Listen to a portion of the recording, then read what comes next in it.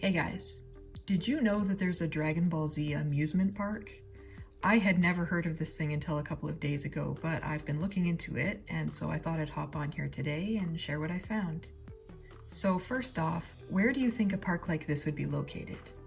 Dragon Ball originated in Japan, so my first thought was maybe Tokyo, but no, it's not in Japan at all. Okay, so how about America?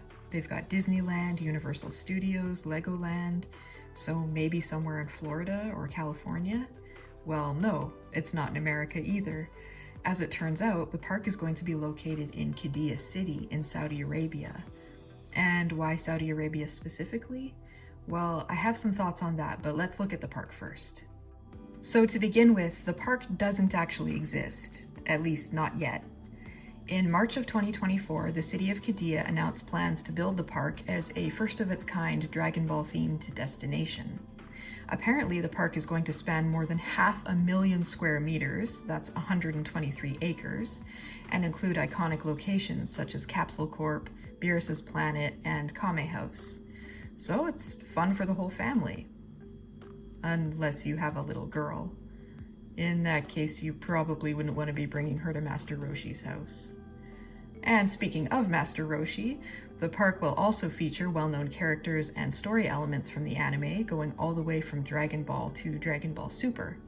No official opening date has been announced yet, but the park developers have released a few details about what to expect, and it seems like it's going to be a pretty wild experience. Apparently, the park is going to be divided up into 7 distinct zones, each one inspired by a different Dragon Ball location. There are going to be 30 rides in total, with the crown jewel of the park being an enormous 70-meter tall Shenron statue that doubles as a roller coaster. 70 meters, that's almost 230 feet, which is over half a furlong. Anyway, the park will also include 5 of what they're calling groundbreaking attractions, but there hasn't been a ton of information about what these attractions will be. One of the sources that I looked into, though, mentions that at night the park will come to life with a Dragon Ball themed drone show, special effects, and fireworks. I'm not sure what a drone show is, but it sounds like this might be one of the 5 attractions.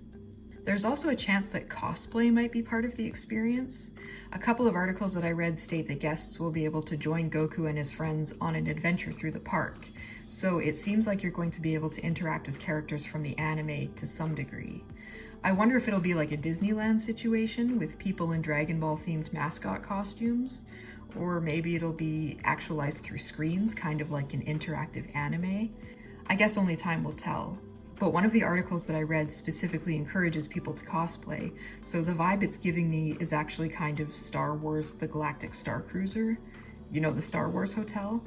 I hear it's out of commission now, but from what I understand, that was marketed as kind of an interactive story / LARPing experience, so it might be that this is something similar. Like kids get dressed up in their cosplays and then have a little activity where they move maybe from one station to another, activating little animated sequences on oversized screens or something. There are also apparently going to be themed in-park hotels, as well as restaurants serving dishes inspired by the Dragon Ball anime. And I can't help but wonder what sorts of dishes those will be.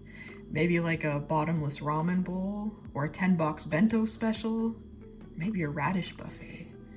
I mean, honestly, if they let you eat like a Saiyan, the food alone is going to be worth the price of admission. And that's about all we know about the park for now. There has been some concept art released though, so you can have some fun kind of looking it over and trying to guess what sorts of rides and attractions might be included in the park. For example, when I first saw this image, I thought for sure this structure here was going to be one of those elevator rides, you know, the kind they drop down really fast.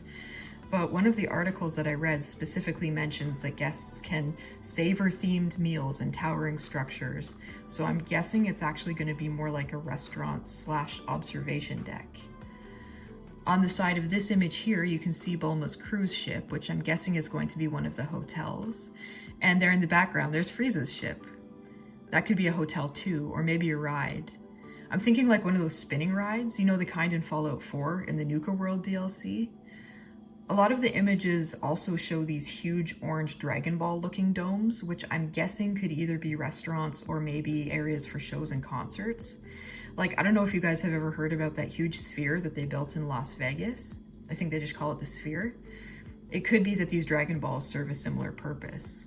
Or they could even be virtual reality zones. I'm thinking too that there's probably going to be a Nimbus Cloud ride at some point, and I think they would be nuts not to have some kind of Dragon Ball hunt. Like maybe you can download an app on your phone that works like a dragon radar, and then you can run around the park looking for Dragon Balls. Sort of like a Pokemon Go situation. I don't know, what do you guys think? What sorts of rides or attractions would you like to see? Unfortunately, as most of you are probably aware, Akira Toriyama, the creator of the Dragon Ball series, tragically passed away in March of 2024, only a few weeks before the announcement of the theme park's opening. Should the park succeed, it'll be a beautiful legacy to Toriyama's work and the impact it's had on global culture. But what are the chances of it succeeding? What are the chances of it even being built? Well, I have some thoughts on this. Remember how I said before that the park will be located in Saudi Arabia in the city of Qiddiya? Well, I did a little digging, and as it turns out, this city is currently making some major moves to brand itself as the world's first, quote, city of play. They're planning to build a total of 10 theme parks, yes 10, as well as a sports stadium, a Formula One racetrack, a gaming and esports center, a water park. I mean, you name it, and Qiddiya is going to have it by the sounds of things. And its branding as the City of Play is actually part of the Saudi Vision 2030 program, which aims to diversify the Saudi economy. Now, obviously, I'm no economist, but based on my rudimentary understanding of the situation, it looks like the future of the Saudi Arabian economy is somewhat unstable because so much of the country's wealth comes from oil. Right now, this means that the country is extremely rich, but since so much of the world is moving away from fossil fuels and toward green energy, countries like Saudi Arabia, whose economies depend on oil, could end up in serious financial trouble down the line. So, in an effort to create multiple income streams, the Saudi government is making a huge, very public effort to shift the nation's economy toward tourism. One of the key players in this change is Crown Prince Mohammed bin Salman. He's the country's prime minister and is expected to be the future ruler as well, so it's safe to say he's got some sway in the government. And apparently the Saudi Vision 2030 program is kind of his brainchild. I don't know if you guys have heard about Neom, the line, you know, the smart city that's just a giant line in the desert.